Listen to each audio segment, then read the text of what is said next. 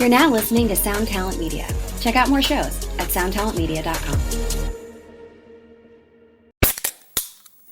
Hey, what's up, everyone? I'm Matt McCay, the vocalist of Cryptopsy and the host of the Vox and Hops Metal Podcast, where I sit down with fellow metal musicians. We talk all about their lives and music while sharing killer craft beers. If you've ever wanted to sneak backstage and share a beer with one of your favorite musicians, well, Vox and Hops is the podcast for you. This week on the podcast, I dropped a killer episode with Johannes Ekström of Avatar. There is this episode and over 440 other ones to help you enjoy life, metal, and craft beer. So what are you waiting for? It's time to become a Vox and Hops head. Cheers! Hey everybody, welcome back. It's good to have you. And I'm super glad you're listening right now so that I can tell you about Gun Street Wiring Shop. Gun Street Wiring Shop, if you've been listening for a while, you've heard they've been sponsoring this podcast for a good bit now. Sean and the team over at Gun Street make the finest guitar wiring harnesses on the market, and they will make them to your specifications. Even made a custom one here a few weeks ago for my good friend Mr. Justin Porter. They made a custom harness for his Schecter Ultra 3. It turned out fabulous. And so, yeah, if you need it, they can help you with it. But they got classic Telecaster wiring, Strat, all that good stuff. Their roots are in Fender, but they're not stuck there, and they are definitely down to explore any project that you might have up your sleeve. So make sure to check out gunstreetwiringshop.com for all your guitar wiring needs. This episode is also brought to you by the wonderful folks over at Sinusoid. If you need a cable, let's be honest, there isn't a single one of us who doesn't need a cable of some sort, whether it be a lead from your guitar to your pedal board or a patch cable, but there's a good chance you even need like an aux cable for your car. They make those too. You want to plug your phone in, you want to get the clearest signal you can, you don't want to use that Bluetooth junk, there's probably an aux in there, and they make a cable just for that. Well, for those of us dinosaurs like me that still have headphone jacks on their phones. I know, it's crazy, right? But yes, Sinusoid can hook you up with the finest cables in the industry, and they all carry a 100-year warranty. So, like I said, unless you're some sort of undead or maybe a mystical creature of some sort, these cables are going to last your lifetime. They guarantee it. So go to sinusoid.com, check them out, and treat yourself. And one last quick thing, I wanted to remind you guys about the Tone Mob Patreon. So if you go to patreon.com/ToneMob, there's a whole bunch of extra content available for you at just $5 extra per month. So $5 per month, you're going to get at least one extra extended episode every week. And in the case of this week, you actually get in 2 extra episodes. So we got an extended version of this interview with Ryan from Yellowcake. And then 2, we had a special guest drop by the Shred Shed. It's Kyle McIntyre from the Tone Jerks podcast. And him and Jess and I hung out and we talked about hot dogs and guitars and all kinds of different things. So there's a double whammy over on Patreon this week for those $5 and up subscribers. So again, that's patreon.com/ToneMob. You can check it out. You can check out the different levels, and anything, even just checking it out, is really, really appreciated. It helps support the show, helps keep this thing going. So I really appreciate anybody checking that out. And without further ado, on with the show.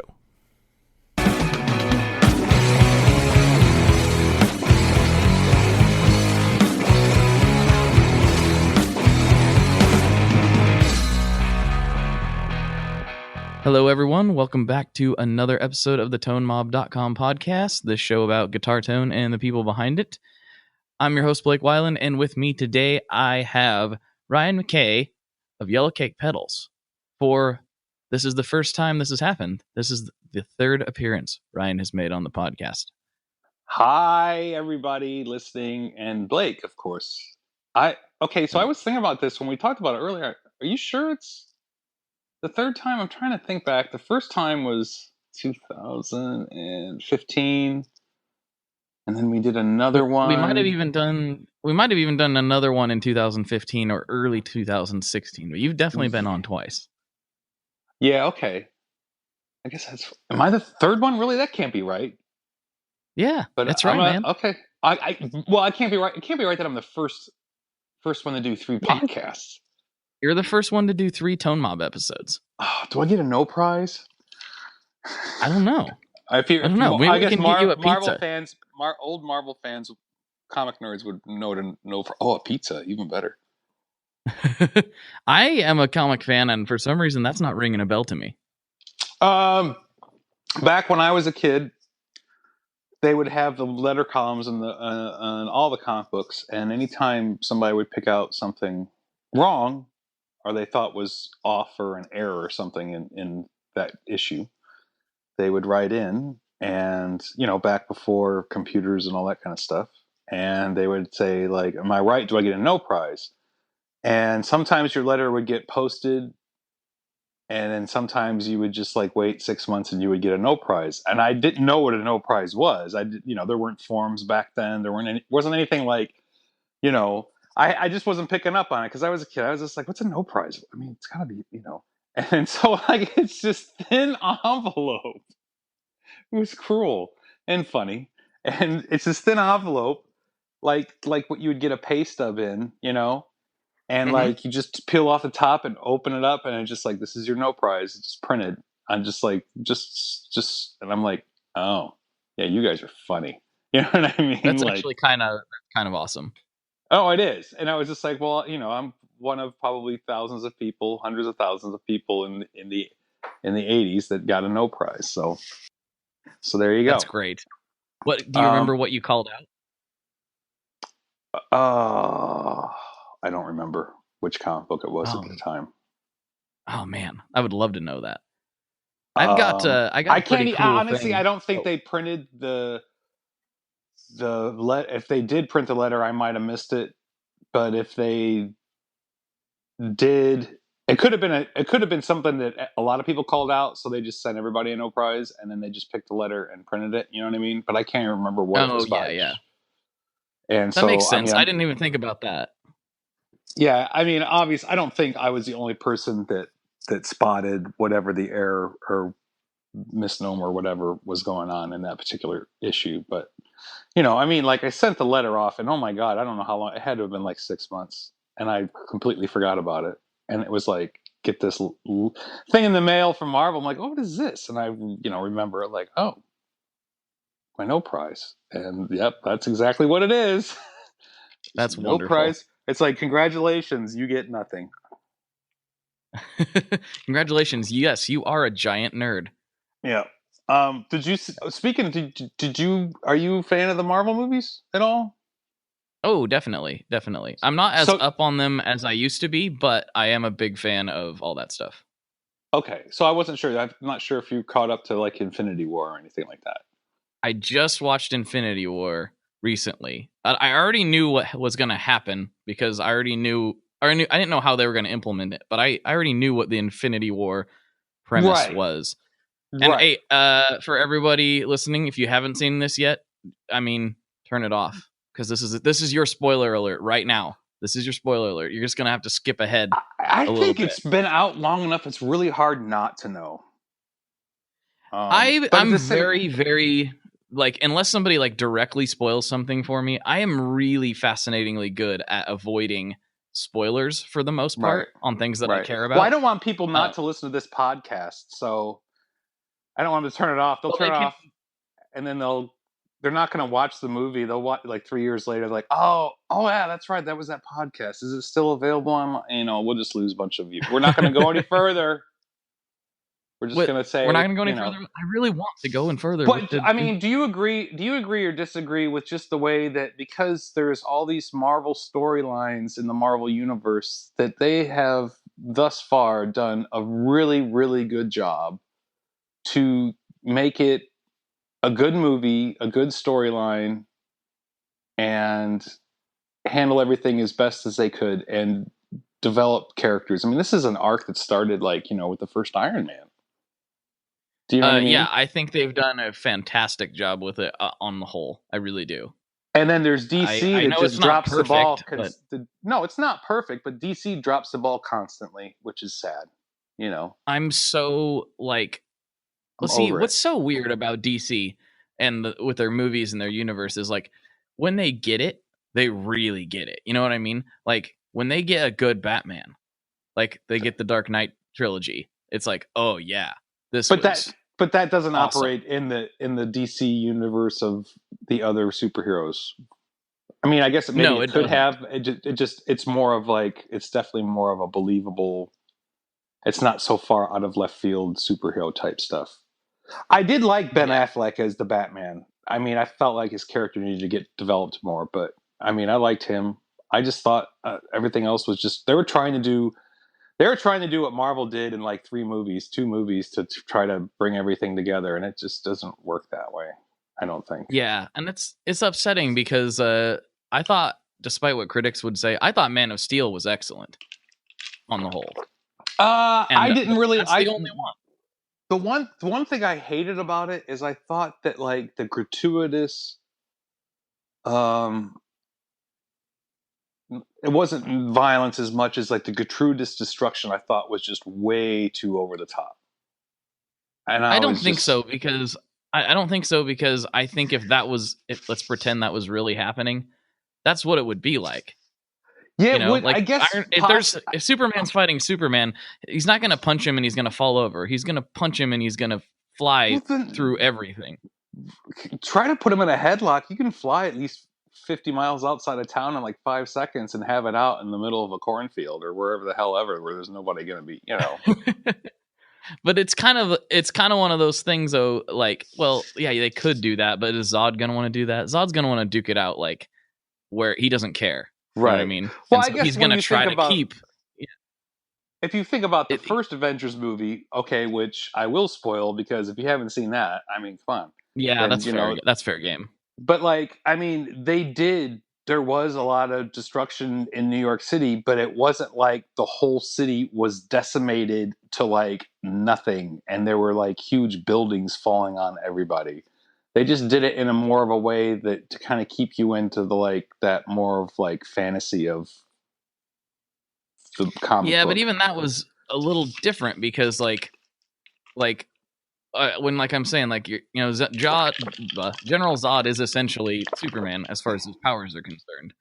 Oh, and absolutely. So like you're basically Superman versus Superman at this point. And the problem with Superman as a superhero, I know he's like the OG and everything, but which is why he's never going to be as interesting as some of the other superheroes, in my opinion, is because he's too powerful.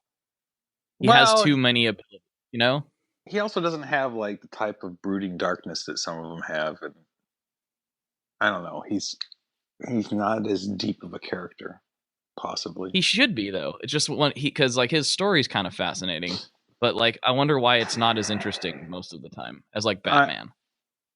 Right? Yeah, I don't know. I mean, I just feel like they just kind of pushed everything out there, and they just didn't. I don't know. It's unfortunate. And the Doomsday the Doomsday character could have been done so much better too. I think I would agree with you on that, but I don't think it was bad. I don't know. Yeah, I'm only going to give it a couple more minutes of comic book talk. Okay, no more comic books. I'm not trying to go like I know that when I was listening to the Ryan Burke podcast, you guys were all over the map, so I'm not trying to be that way. At least I gave fair warning. Like I was like, we didn't talk about guitars at all. Not really, no.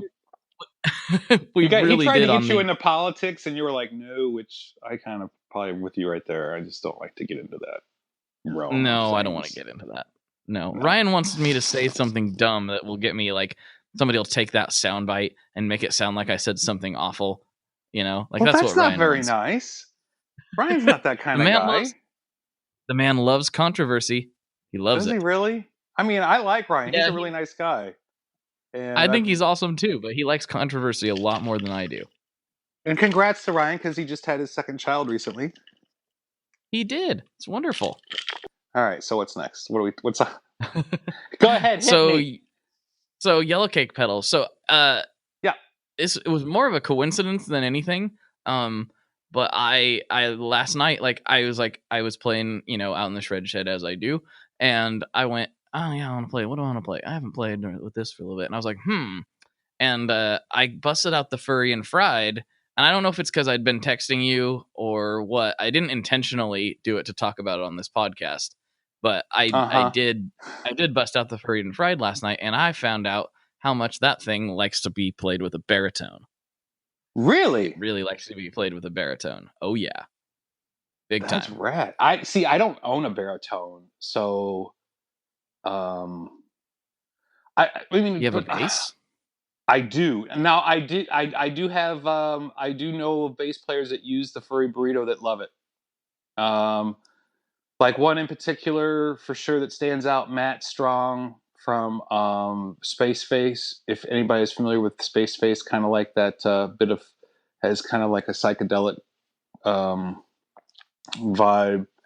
Kind of, I don't really know how to describe them. They're just like kind of more of like a psychedelic rock, and they're really fun. And actually, the lead singer for Jake from Space Face is also one of the touring guitar players for the Flaming Lips.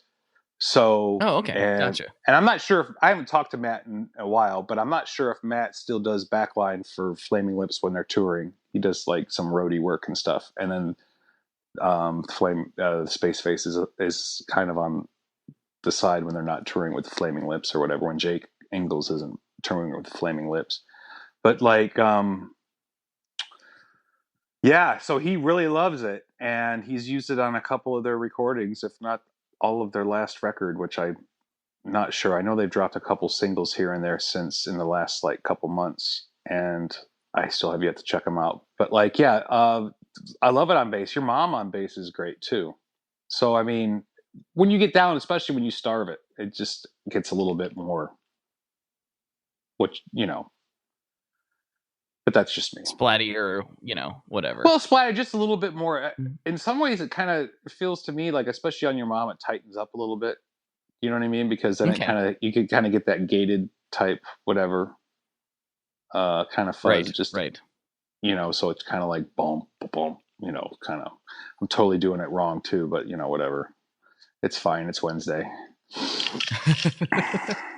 Yeah, I was running the Furry and Fried, and I had both circuits on, and I ran the Furry Burrito into the Fried Gold, which is a little different than how I would normally do it.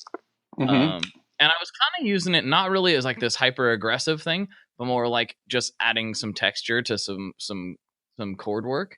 And I was like, man, this is it right here. This sounds really good. Thank you. And so I was really liking what I had going on there, and I had never played the Fried Gold until I got that one. I obviously have had a Furry Burrito regular one for years, and I was really really excited about the Fried Gold. I think Ryan and I talked about it. Speaking of 60 Cycle Ryan, I think you guys did, because he did a demo. He did a demo of it, and he really liked it. And he was definitely taken with the Fried Gold, which was really nice and to hear. Yeah, me too. It's kind of funny. I think he liked the Fried Gold more than he liked the Furry Burrito because of just like the unexpected like characteristics that he wasn't expecting to get. And it's a unique sounding drive circuit to me. As as unique as drives can get, it's hard to make them too different until they don't sound very good. But like this one has a unique flavor and sounds good. So yeah, and that was the whole idea. Because to me, I consider it more like when you totally crank up the volume and gain of just as a standalone. It kind of always, and I've said this before, kind of likens itself to me as kind of like a garage rock type pedal, where you just almost kind of crank your amp up and kind of sort of get a tad distorted, blown out a little bit, but not really. And depending on what your guitar pickup configuration is. So, yeah, but it doesn't. Sometimes certain amps, like smaller vintage amps, sound really great like that, but sometimes they feel a little flabby and weird. Right. And it doesn't do. Right. And I don't know. I was just going by using, because I was using an early '70s Fender Twin when I was testing that one, going through the motions and stuff with that one before it was released, and so I kind of just got something more out of that. Like what I mean, there are. I think with stuff, certain pedals and stuff, you could probably drive yourself crazy. And if you have like a fleet of amps to test them on, because they're always going to sound a bit different, and some are going to sound better on than others. Some pedals, whether it be something that I have or anybody else's that it's out there. So I mean, and then it's also like, you know, always subjective what a person wants, what a person thinks they want, and what they hear. And then also there's always that you know, what they either hear about or what, you know, the guitar shop guy puts in front of them, you know. And then, you know, just a lot of that out there, which is, I think that's just what part of it, what makes it all very special anyway. So it's a different time for pedals than it was, I think, when I first started, and definitely what it was, you know, 10, 15 years ago. I mean, it's just a lot of people are building pedals now. And I thought it's become a really challenging thing to it's always been, not always. I think in the earlier days, and I think anybody you talk to in this business will say the same thing. In the earlier days, it was a bit easier just to get off the ground and get running, and actually have something, you know, have some cut through the noise a little bit. And so in some ways you started like at a really good time, because you were right at the tail end of that even being doable. Now, if you don't come out with something that really grabs people's attention, you're like screaming into the wind type of situation, just because there's so many. And exactly, if you don't have something that's screaming to get people's attention, or you're starting, or unless you're starting like with like willing to spend, you know, a large sum of money from the get-go, on like demos, mass marketing, and maybe having connections to being able to get into certain players' hands that are going to give you exposure and stuff, then yeah, you are definitely screaming into the wind. But there's still a lot of people out there. I mean, like I was been doing this just a tad longer than Beatronics, and he is just a monster. Do you know what I mean? But like, he's gone all in to do this. Nothing. I don't think he does anything else but this full time. Like, and I think he's got a huge. And he lives. They live out in L.A., I think, and they've got, and their pedals are rad, and they just got this huge marketing juggernaut. And he's also got, I think he comes from, I don't know, but I think he comes from some sort of background having connections within that industry, within the music industry. You know, I'm not jealous of that. It's like, hats off, man. That's awesome. Just do your thing, man. That's great. I mean, you know, I'm freaking Ala freaking Bama. You killed a good old boy. This ain't no way this is going to trial. You know, from like my cousin Vinny. I mean, that's, you know, that's just the nature of everything, and that's just where I'm at, and that's fine. I've got my thing. Well, and then Beatronics, you know, too. They didn't, you know, they had to figure out an angle, right? Like, they look very unique. It's very attention grabbing. Like, they knew they couldn't just come out with another box. They had to do something, and they did a good job. Oh, absolutely, absolutely. Their pedals are great, and the Royal Jelly just knocked it out of the park. That just totally set itself apart from everything else. Mm-hmm. You know, and the other stuff they've done before that. I mean, good stuff. Absolutely. I haven't played it, but I mean, I've heard enough clips. Huh? What are you playing the drums over there? What's going on? Oh my gosh. Is it just like, I'm just like barely like pouring liquid into a container. Man, this is really sensitive stuff, guys. This is ringer. Well, and there's also this other thing that has happened. I've got this apparently stink bug season. I don't know if you guys have stink bugs in Portland. Oh yeah. And they are crazy all over the place this year. Like, I'm getting them. I'm like working on my bench, and then all of a sudden, there's this stink bug just crawling across a piece of paper that I've got, because I got some stuff written down that I'm looking at. And and I'm by myself, obviously, but I'm just like, whoa, you know, just like totally, just like comes out of nowhere, freaking out like you know, sound like a crazy person. I can't imagine, like, you know, if my kids were here or something, and they would be like, "What's going on, Dad?" And I'm just like, "Wah, wah," just all of a sudden just shows up, just hanging out, just walking, Right. passing through, Just passing creeping the me time. out, Thanks, buddy. Yeah, thanks a lot. Thanks for that. But anyways, yeah, I want to talk about one of your pedals though. That I want to talk about one of your pedals real quick. Okay, yes, I don't please. really. I'm sorry. We keep going off on tangents, and I apologize. It's gonna happen. It's just what happens. I know. But I wanted to know, like, because we never really talked. Like, we talked about the furry burrito. We talked about the fried gold. We talked about your mom. We talked about all those ones. And like, but we didn't ever really talk about the, I don't know if you say Lida or Lida machine. Lida machine. No, we never did it. We never got a chance to connect and talk about that when it came out last summer. So tell me all about that. I played it, but tell me exactly what you got going on there. Yeah, you did. You played it at Winter NAMM. Yeah, you did. You came by and played it when I was there at the Pure Salem Guitar booth. Yeah, that is a low pass voltage control filter. You can power it on 9 or 12 volts. It's got 2 LFOs, triangle. I'm just going to look at it to refamiliarize myself. That's right here. Yeah.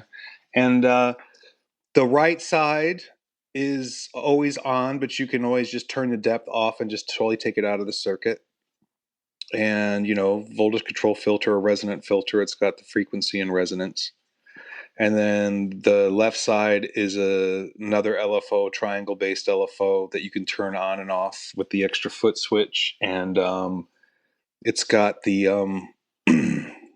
sorry, I don't mean three toggle I don't mean settings. to sidetrack, but what I'm not familiar what you mean when you say a triangle LFO. It's just like a triangle. It's a triangle waveform. Like basically, like if you're thinking, okay.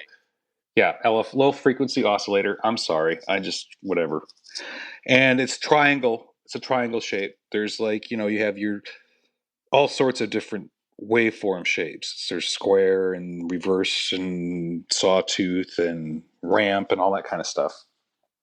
The second LFO that's switchable on and off has got the same settings like rate and depth to take it, basically take the amount of intensity of that wave into the mix.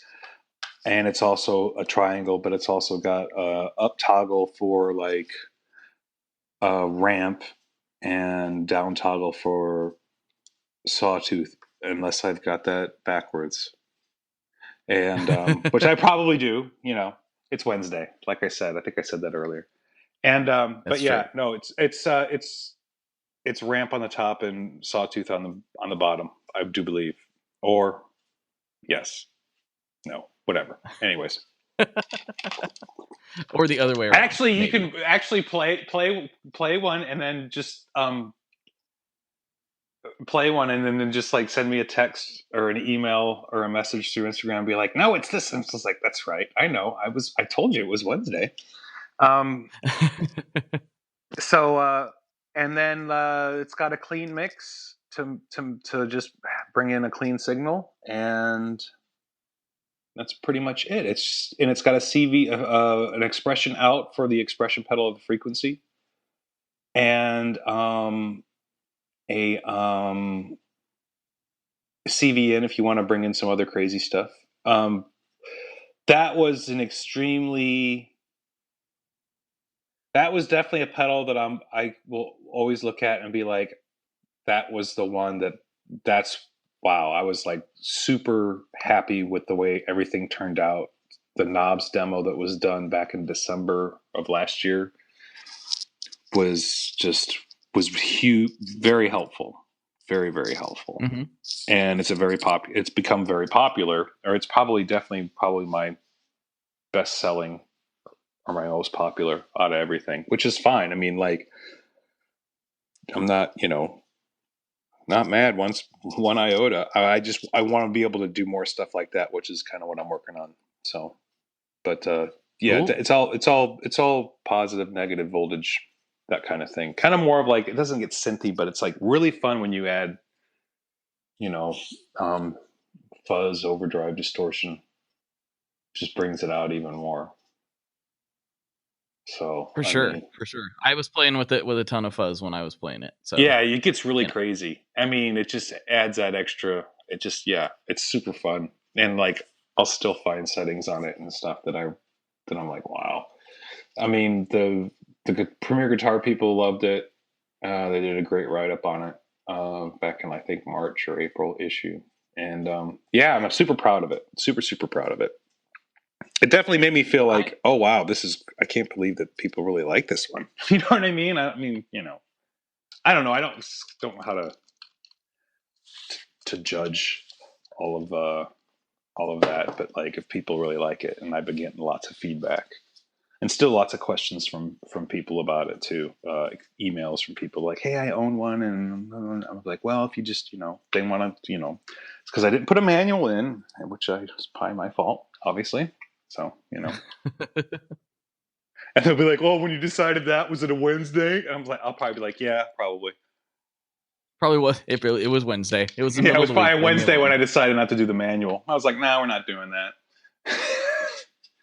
But yeah, so the knobs demo was super informative and super helpful. So, and I'm always really bad about explaining stuff. And I know that sounds weird. It's like, well, it's your product. You should know exactly how it works. I was like, well, I do. But then, like, sometimes just like verbally saying something. I don't know if you ever have that problem about stuff or not. Not terribly. Some things can be difficult to explain, but that's kind of my job. So Right. Your job I figure is it that. out. Right. And so, like, there's certain things I can explain perfectly. Like when I said LFO or triangle waveform, you're like, huh, what? And I was like, oh, that's right. I have to. You see what I'm saying? Because I'm so used to, like, just that. And I know that doesn't help me come off in a good way. So yes. With that in mind, I'm going to ask you to explain something. Okay, yes. Yes. So, and this is possibly dangerous information, but it's information that I should know since I've been for years, and I still haven't done it, and I probably shouldn't do it.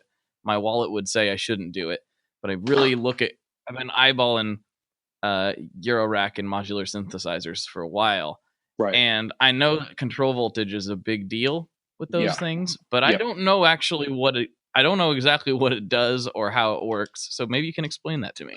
So basically, any control voltage module, like the Eurorack stuff, you've seen. Adventure Audio has CV inputs and outputs on. I think the Outer Rings or the Dream Reaper. Can't remember. I which think the one. Outer Rings. Yeah, and Dwarfcraft has some of those. And typically most of your CV ins and CV outs, which is either sending a signal out from that rack or it will take and accept a signal in to that rack or pedal. Typically most of them are 1/8" jacks, which I noticed that those guys were using. So they can so you don't have to mess with buying an adapter. I'm going to take the long way around. Doctor Who style. So you have to buy an adapter to convert your like 1/4" to 1/8", which I obviously didn't do. So there is that. But control voltage stuff is way different than your typical overdrive, modular, whatever. I know that there's some CV stuff, ins and outs on, at least ins on Chase Bliss stuff. Basically it is for anything that's based on control voltage, where voltage is what controls like your settings on your whatever your modular does. Like, so you're familiar enough with like modular stuff, Eurorack stuff, to know what some of it is. Is that correct? Yeah, some of it. Okay, so like pick out something. Something I don't know, like just like a simple filter of some sort. Okay, well, what the filter is, a filter or VCA will typically take in your weird, crazy LFO stuff, your VCOs, possibly your Oh gosh, ADSRs, attack, decay, release, kind of like envelope filter type stuff. Okay. Weird sequencer type stuff. Like if you look at the Knobs video, he used a sequencer to shoot in that signal into that filter to bring that out into your out of your what was the Lida machine. What is the Lida machine? So basically, Okay. anything like any of your modulated control voltage Euro racks that are doing something like that would send out. You have a send in if you want to add something extra to it, I suppose. And if you have a send out that goes into something else, eventually it all ends up into probably either a VCF and then out to wherever to go out to your main audio, or a VCF into a VCA to get a little extra boost, and then out. So for some of the listeners, what are those acronyms? VCF is a voltage control filter, which is what the Lida machine, and a VCA is essentially just a voltage control amplifier, which is, in my definition, basically just a boost. There's no frequency, there's no resonance, there's no sweeping of anything. It's just basically amplifying your signal to send out. Okay, gotcha. Does that make sense? It does. It does. So basically, it's just it's sort of like the expression control of the modular synth world. Yeah. More or less. What is it like? Is it a standard voltage? Like, I mean, I know it's obviously sweeping, but does it like go like the limit is 0 and the maximum is what? Well, it doesn't have to be. I mean, like typically the stuff that's flowing through is 0 to 5 volts, and some of the stuff. Gotcha. And even if you're running at a higher voltage, like you're powering that circuit at a higher voltage, it may fluctuate a little bit. Typically, most of the synth world, modular world, runs between 10, 12, and 15 volts. You can pull some stuff off and be fine with 9 volts. But like the way their the Eurorack stuff is set up is completely different as far as the way the power structure, as far as like how you're plugging it in. You're not just plugging it into an adapter per se, the way that it's plugged, because they have these kits and everything is kind of done with these big plugs they plug in. And it's some of that stuff I'm not really familiar with because I've not messed with that. I've just like studied the overall workings of like, I know how to get 12 volts or 15 volts or 9 volts. I don't think about that side of it. So I just kind of put that out of my brain. I'm just like studying like how the rest of it works. I was more talking about, and maybe you answered it and I was confused. Like I was more talking about the, like, what the voltage is up. Yeah. So like, yeah. Like, what is like the control voltage? If I'm like saying my frequency knob, okay, the frequency knob operates at a sweep of, let's say if I have a 10K knob and the third leg is at positive voltage. The middle leg, which is your out, is at just nothing because it's just your signal out. And your one leg, which is on the other side, is at negative voltage. So basically, you're adjusting that voltage when you're sweeping that knob, and that, the way I've always understood it in my own terms, is what adjusts your frequency of like the VCF, for instance. Okay. But when you're using something else to control it, so like in the instance of, say, you got a sequencer that's plugged into the Lida machine via control voltage. Right. Like the sequencer is what's actually controlling the filters in the Lida machine, but there's not a predefined range where like, okay, this sequencer is going to sweep from 0 volts to 5 volts, and that's what determines, quote unquote, the pot position on the filter. Or maybe I'm confused. No, the pot filter is just always going to be this. Like if you have it set at like 11 o'clock and whatever your pitch is from that frequency is that. That's completely different than what's coming in. You just adjust the frequency of what's coming in, whatever it is, as long as it's a control voltage based circuit. So it controls the frequency of what you're getting in, right? Just as I'm controlling the frequency of whatever LFOs that are already in that circuit, but it doesn't matter, what that this is probably going to have to get edited. I'm totally messing this up. Okay, so I want to get to the bottom of this, and I'm sure there are some other people that do too. So because I'm not sure if I'm misunderstanding you or not, but like what I'm imagining, I'm not explaining it correctly. Because what I'm imagining is, let's throw all that out for a moment. So I'm imagining that, let's use the Lida machine for example. It has expression in too, right? Yeah. Basically, all that does is bypass your frequency pot, and your frequency pot is now in your foot pedal expression. In your pedal. Okay. Yeah. And so the frequency pot is controlled by the expression pedal. Yeah, when you plug it in. Okay. Because it's a simple. Yeah. Go ahead. I'm sorry. I think everybody understand. Most of the listeners of this podcast understand that the expression controls basically on different pedals. You can plug in the expression pedal, and somehow on that pedal, it will either control one thing or multiple things, and you can usually adjust it to control whatever the designer has let you control with expression. Right. So if I'm understanding the purpose of control voltage right, let's throw the expression pedal in the garbage. It doesn't exist anymore, but the Lida machine is still there. Now you plug in a control voltage source, and that a modulating control voltage source. Right. And that is now controlling in this case, the frequency knob, basically. Is that accurate?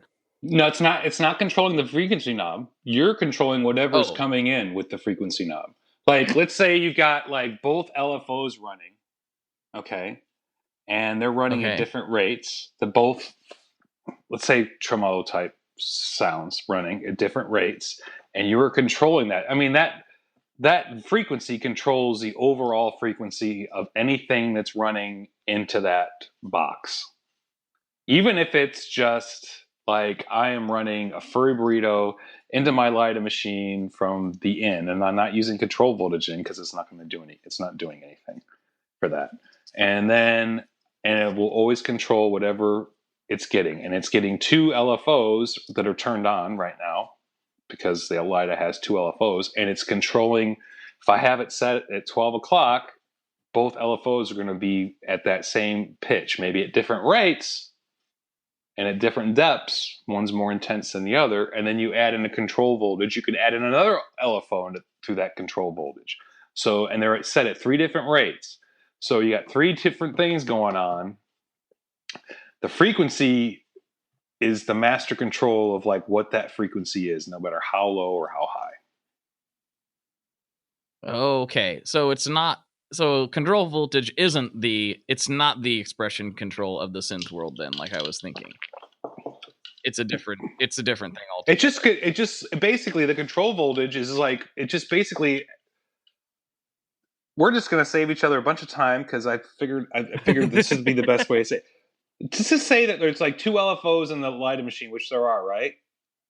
Mm-hmm. Let's say we want to add another LFO with a CV out module, or an envelope filter with a CV out module, or a sequencer with a CV out module. Basically, what you're doing is you're just adding another modulation into the mix.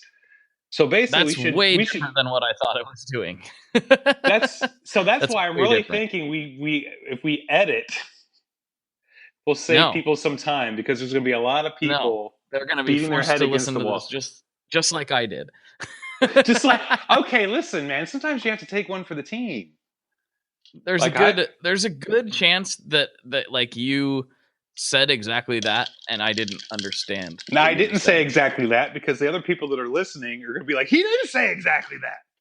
Jesus Christ, this guy makes pedals. Sorry, I swore, but pardon me. Yes. Did I say it was Wednesday? Yeah, you did. You mentioned it was Wednesday. Yeah, that I joke get it is now, dead. though. It's essentially, it's like adding another effect. It's to it. actually another Instead- effect, but it's only a control voltage type effect. I can't like take my Boss TR2 tremolo and like let it whatever and run it in. I mean, I'm not saying I haven't tried it, but theoretically it shouldn't. Right. Okay. That makes a lot more sense now. I understand. That is not what I thought control voltage did at all.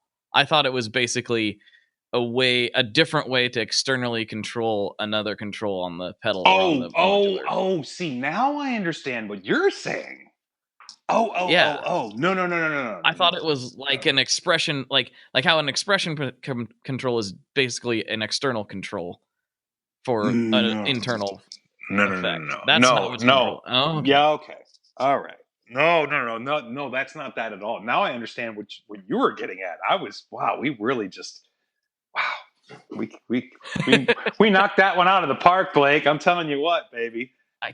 I told you I had to get another 3 years before I get my fourth spot on the show. After that one, it's like that one just took a lot out of me. We can't do one for a while. Yeah, we're gonna have to sit this one out for a while. We're gonna have to sit the next one out for a while. I don't know. There's probably a bunch of listeners who are like, Blake, you're an idiot. No, I think a lot of people are probably like, Ryan, you're an idiot. I think. How about we just both sit down as idiots, and then we can probably sort this out. Okay. I mean, that seems to be what everybody does these days. No comment. I think we don't have to go there. Because does that relate into the political realm? Then probably not. I mean, if you want it to. Oh, is there something else going on that I'm not aware of? Because I'm not aware of gossip and all this kind of stuff related to the pedal world. Oh no, I was just being a jerk. That's all it was. Oh, okay. I think clearly there's something going on that I don't know about. But that's fine. Well, there is something going on that's kind of interesting that you might find interesting. Really? Did something happen? Not yet, but you are probably familiar with a certain company that supplied, quote unquote, supplied gear. But they didn't. They just they took a bunch of people's money and never delivered things. Not never, but at the end of the business, they were not delivering product. Remember this? Gosh, this was like I supplying. know it's happened more than once. Are you talking supplying like gear, or supplying parts? It was a subscription service. Oh yeah, that. Yeah. No, I know about that. Yeah. Apparently they posted something not on any social or anything, but on their website, which was just gone for a while. They posted something that was very cryptic and weird, where they had a picture of their strings with the name crossed out, like, and then it said something to the effect of something coming 11/1/18. And that might actually, I'm not sure if this will come out before or after that date. I'll have to look at the calendar, but wow, it's like a really kind of a controversial thing in the gear world. Well, I would think so, because obvious reasons. I'm familiar with a former employee. I'm friends with a former employee. And I don't know if I can. I don't know. I don't want to drop any names. I just hadn't heard. I knew that they just kind of all of a sudden they stopped and fell off, and then I started hearing that, and I was like, oh well, apparently something happened, And then I started hearing that like they had not delivered what they should have been delivering, which was they were delivering nothing. Mm-hmm. And so then I was just like, well, that's not cool. And now they're back, which I'm not really sure how that will work out. For the listeners, is it the same person? Is it the same person is it the same owner? We don't know, but I can only assume. Yeah. I don't know. The whole thing doesn't make any sense. And it might be completely unrelated. It might be new people. It might be any number of things. Who knows what it is? I don't know why a new person would want to take that on, especially with the things that had already transpired with that, which is unfortunate. I wouldn't. I don't understand it either. But TMG made it work. They had about as backwards of a business as it could be, and the new owner seems to have successfully righted that ship, which I didn't really even know if it was possible at this point. Who's TMG again? TMG Guitars. Oh, I'm not familiar with them. I don't want to resurrect all these horror stories. That wasn't my intention. No. It's just, but they were kind of in the same boat. Like things were not what they were back in. This is a long time ago. They've been, as far as I know, straight and clean for years now. Well, but back in the day, they were. They had some things. I don't want to beat a dead horse, but basically the guitars weren't what they said they were, and they were again taking money and not delivering product. Kind of the same situation, but with guitars.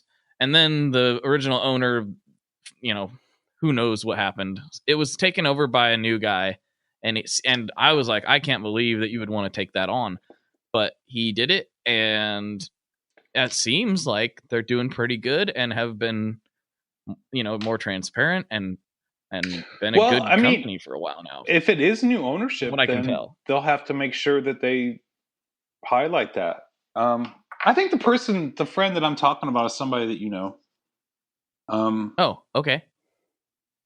Yeah, you have to. Yeah, you have to know him. Okay, well, maybe we do, but I don't want to. Yeah, no, I'm not trying to get all conspiracy and gossipy and stuff. I didn't know that I hadn't heard. Why? So that's been the big news of the latest rumblings of what people are kind of what the heck's going on with this?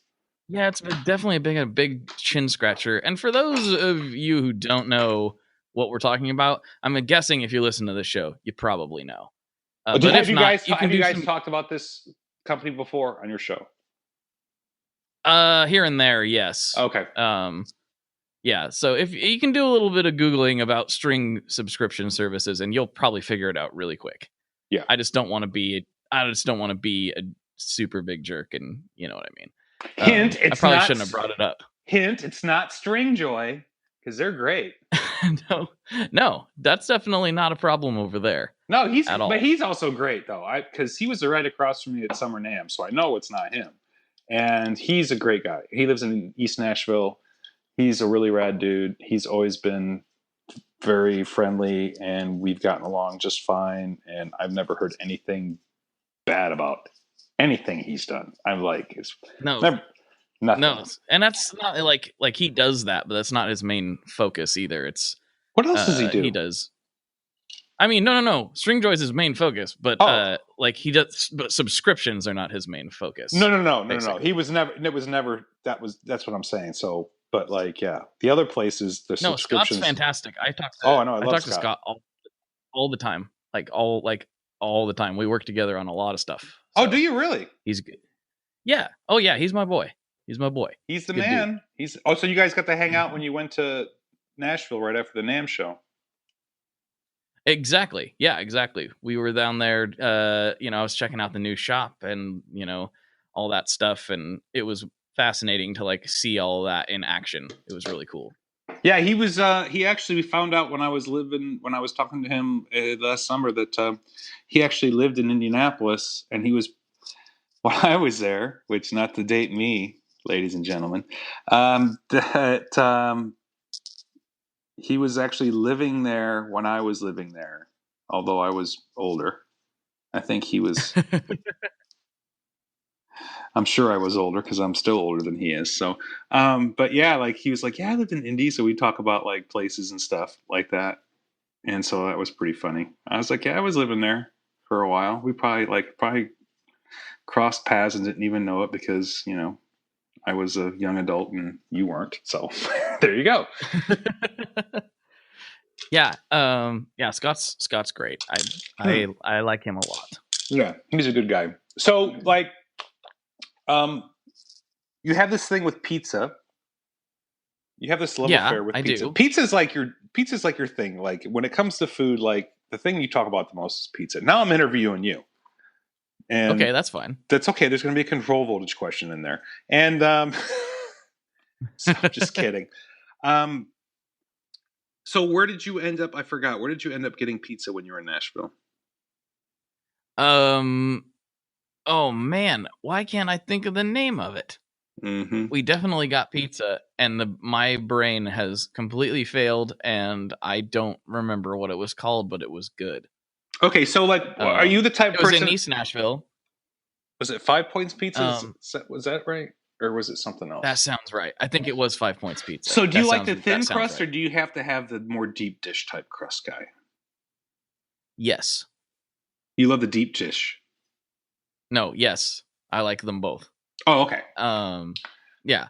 I prefer like if I'm ordering a pizza, I prefer a thin New York style, or maybe like an Italian wood fired type of situation. I generally prefer thin. However, I think there's a time and place for a little thicker crust, especially if you are getting somewhere that is very topping heavy and you need that extra support.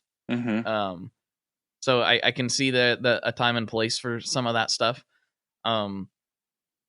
I generally though I prefer thin crust pizzas. I really like New York style pizzas.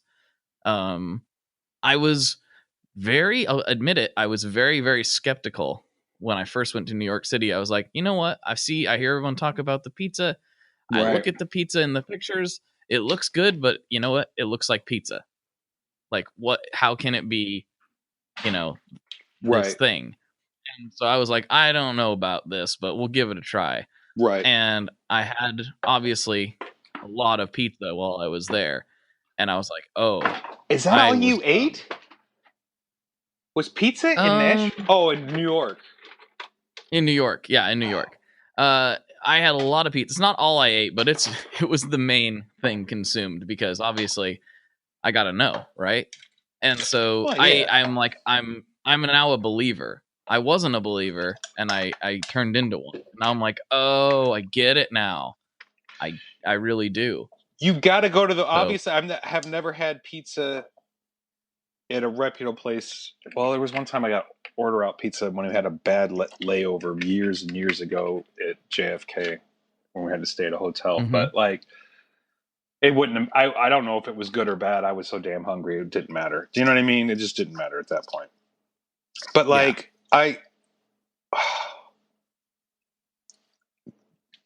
but you just make sure you go to the right spots in New York. That's all.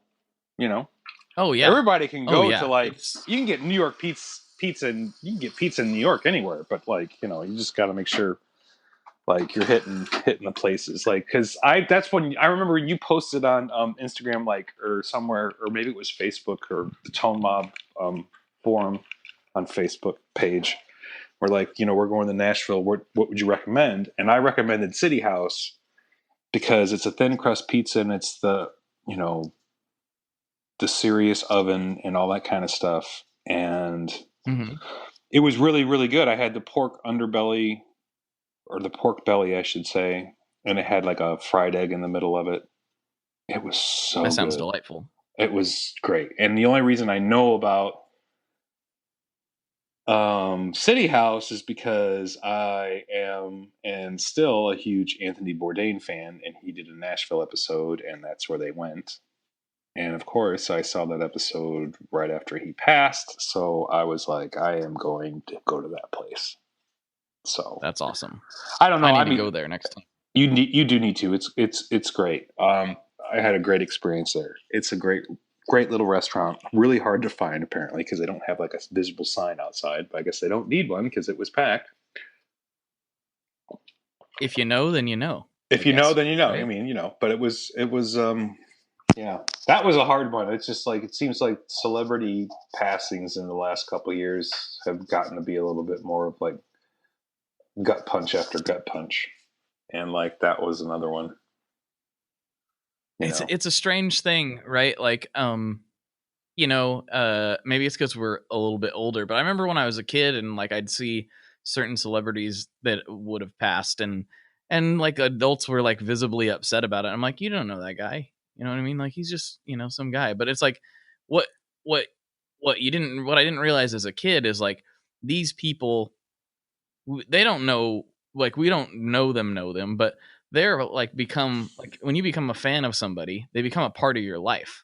Well, yeah, Like, and it's yeah, also it's like like when you see a show like that, or any show that you're fond of, or any kind of music that you're a fan of, um, knowing that they're around making music or doing what they do, and there's something about that that makes you able to escape your regular day of whatever's going on in your life. Like there was something about, especially for instance in the Bourdain situation, like between No Reservations, The Layover, and Parts Unknown, like there is so much of that show that introduced me to food that I didn't even know existed. Do you know what I mean? And he yeah, didn't just do it in a way where like, he did it in a way that took you on a journey to see like what he sees. And he didn't do it in a way that was like overproduced, or like he did it his own way. And he wanted to make sure it was like the most, you know, just like I don't know if you saw that Joe Rogan podcast with one of the producers. Was it a producer that was one of Anthony Bourdain's producer on Parts Unknown?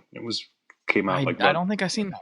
it was like 2 months ago or whatever, in the last 2 months, and they talked about it, and just it just when you see, I guess you would never expect it from somebody like him, because he always kind of seemed like bulletproof, full of life, and just clearly loves what he did. So who knows? I mean, Well, it's a good reminder to think about these things, like, right? Because that guy clearly like had a good thing going. He lived more life than most people ever do, and had a great time doing it and loved doing it. That much is like clear. Like you could tell he wasn't phoning it in or anything. no, he could tell But he even was definitely for real. Yeah. But even he like had like meant that's like, if people didn't believe it before, and I don't know how you couldn't in 2018, but mental illness is a real thing. And if that guy could succumb to something like that, then Yeah. you gotta think like Could be how any of us. powerful that must be. Yeah. Yeah. I mean, you only see what you see on the surface. You never really know what's going on in somebody's mind, And It's a tough thing. But Yeah, if it you is. all that to say is like, if you see somebody struggling, or you yourself are struggling, then definitely don't just sit there and deal with it. You know what I mean? Yeah. Like don't let that eat at you, because like if it can happen to that guy, it can happen to any of us. Right. Type of deal. Absolutely. And I'm sorry we got into just a kind of like a down note, so I just wanted to That's say not that. really a down note though. That's a good thing. Like sometimes people just need to hear that again. Sometimes people need to I hope so, to but be but reminded. I just don't want it to be with people that hear it be like, oh, here we go. It's not really so much about Well, those that. aren't the ones. I'm sorry, those people aren't the ones that need to hear it. There might be somebody listening to this that does need to hear it, and that's for you. You know what I mean? I think that's important to me. It's become really important to me in the last probably year, to stop seeing people kick each other down, and to stop seeing this horrible divide that we have. Doesn't matter where you are. It doesn't even matter if you're on the internet or not. Like, just the way some people, it's easy to demonize people. It's easy to tell Yes, people it that is. they're wrong and bad and whatever. But Yes, it is. at the end of the day, most people really do want, like, they want what's best. And their idea of what's best is different than what my idea of what's best is, but I need to like check myself and not be like, well, that guy's an idiot and a horrible person because he disagrees with me. That's not the way we're supposed to be. No, it's not the way we're supposed to be. If I don't agree with somebody, that's fine. As long as you can like disagree with somebody in a very like polite, professional kind of way, and to I think be ugly and to like trash people, whatever side of the aisle that you live on, is totally just, it doesn't help. It just doesn't help, man. Like, we're all in this together, and one of these days I hope we figure it out before something awful happens. And like, hasn't there been enough awful things happen already? I mean, honestly, Jesus. Yeah, let's not compound the problem. Yeah, really. I mean, really. Yeah. I just try to keep For my the head most down part, and do what I do, and Exactly. try not to let the outside noise of how people talk to each other bother me. And I think it's important that we all are as nice as we can be. Like, we all have our limits. I'm like, if you see somebody, if you're on the street and you see somebody totally doing something that's completely uncool, then by all means speak up. But there's also a way to do it. You don't just go in there guns blazing, no pun intended, hopefully, for crying out loud, because that's not cool. No. But like, and that's kind of what I'm thinking is like we need to remember that when we're communicating with each other via these interwebs and via these things, which is a wonderful thing. I think absolutely. The way we can communicate is super important and super great. But I think we need to remember that we're accountable for what we say. Both, like, you should be just as careful with your words on the internet as you are when you're standing next. Absolutely. Absolutely. Because I see people saying things. That's the thing that I really love about being so fortunate to be able to build pedals and to know that there's people that like my stuff and be able to do podcasts like this, which I don't do enough podcasts. So that's kind of my fault. But I love being part of this community and knowing people like you and just countless others that I've met in the last, in the short time that I've been doing this, 4 or 5 years, that I don't really feel that stuff that you feel that when you see stuff in other places or on the web. Do you know what I mean? I feel like there's just this common respect and bond and and I'm so fortunate. It's almost kind of like it's like a safe place, but it's a large safe place, which is, if that makes any sense whatsoever. Yeah, it does. And I'm not trying to be all doom and gloom. I'm trying to end it on a positive note, but you're right. We got a good thing going, and let's keep it that way. Yeah, and it's everybody be nice, and everybody just if we just sit down and just play some music or listen to music and just figure it out and put it all together, and know that there's really great people like Blake Weiland out there that there's a lot better people than me. Oh yeah. Wow. Okay, come on, man. I don't know you as well as other people. No, I'm no Ryan McCay. Well, I'm no Dalai Lama, but come on. I'm no Blake Weiland. Forget about it. But it just. But see, that's the thing. Is it it's always like, no, you're great. No, you're great, man. You know what I mean? It's just it's the door always swings both ways, which is very, very wonderful to be a part of. So. True story. True story. And I wish, the thing is that I wish a lot of us all lived closer so we could all see each other more often. But it's just because then it was this Winter NAMM. I met you for the first time in person, and it was running here and there and blah, blah, blah, got to do this and whatever, because I totally get it, because I'm doing the same thing. And just you don't really have more than a couple moments. And there was that night we went out to dinner at that brew pub next to, I don't know where that was. Yeah, with the Guitar Nerds guys. With the Guitar Nerds guys, who were great. I didn't really get a chance to have a real conversation with, which I just feel bad about. And then you, and then Burke was there, Ryan Burke from 60 Cycle. And I think, does he still have his I think his partner was there too. His partner in crime at 60 Cycle. Steve. Was Steve? Yeah. I don't think Steve was there yet. Steve wasn't there yet. Is Steve still a part of 60 Cycle? Oh, totally. Is he just more behind the scenes? Because I don't really see. Every time I see a video, it's always Ryan. Well, the videos is primarily Ryan, but Steve is the co-host on all the podcasts. Do they still? Are they? You've been behind the times, man. I have. Like I said, I'm just lots going on here. Obviously.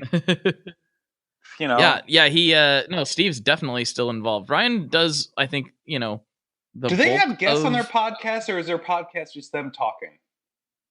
They have had guests, but primarily it's just them two. That's kind of what I thought. Yeah, they don't do a ton of guests, but they have done it in the past. Yeah. Can we make each other a promise? Maybe. The next time, which I'm not even sure, maybe, depends on what you're talking about, baby. What's on the table?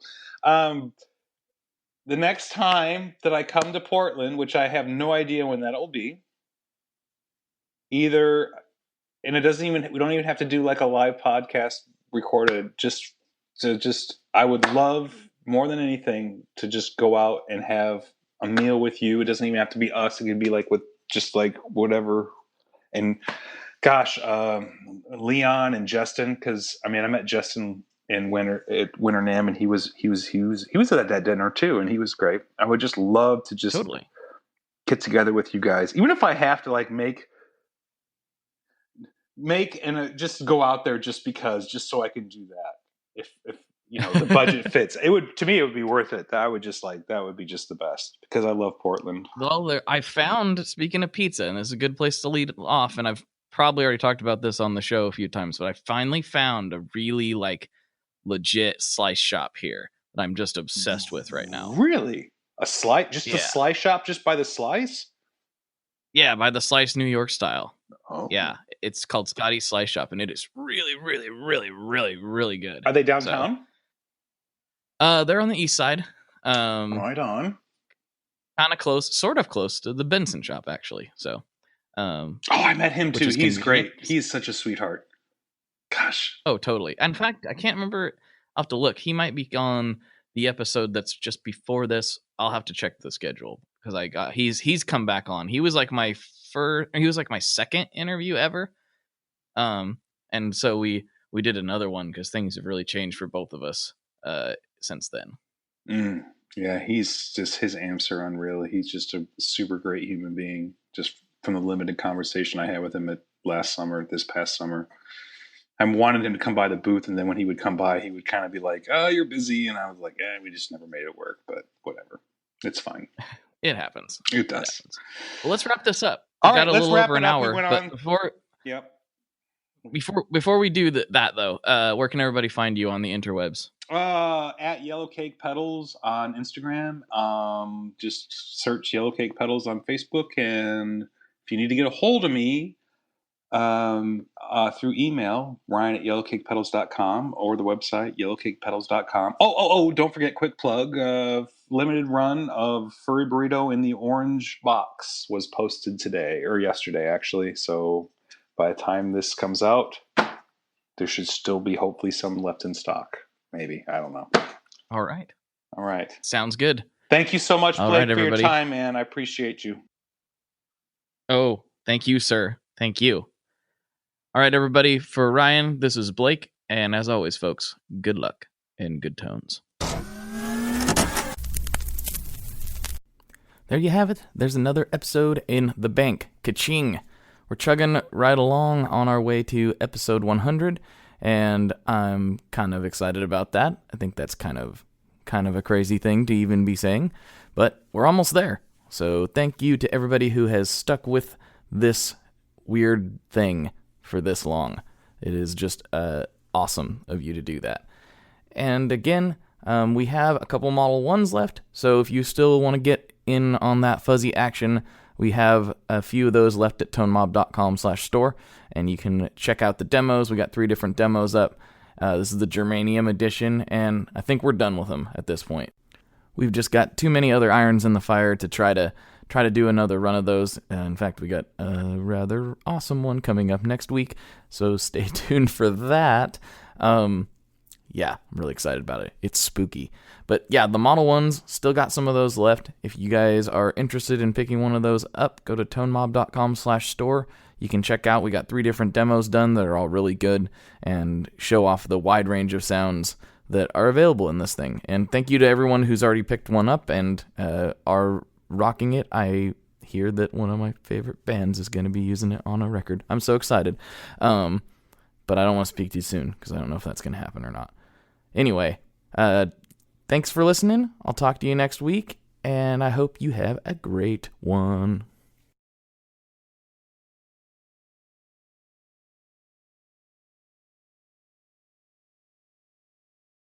One last thing before we totally sign off here. I just want to remind you that if you do any shopping at Stringjoy, that's Stringjoy guitar strings made in Nashville, that will help me out as well.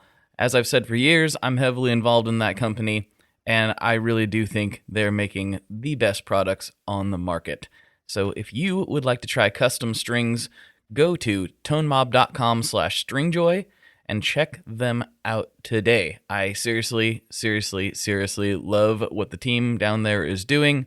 I help them out with all kinds of things, and by you supporting them, you are also supporting me as well. And hey, you need some strings, so why not get some custom strings just for your guitar and playing style? Again, the link for that is tonemob.com/stringjoy, and that will take you right to their website, and you can do all your shopping through there, and that will help everyone involved out. So thank you very much. Talk to you next time. We are brought to you by the wonderful folks at Gun Street Wiring Shop. Yes, Gun Street Wiring Shop. I've talked about them before. I used to say based out of Bend, Oregon, but guess what? Sean moved to my neck of the woods. Sean's in Portland.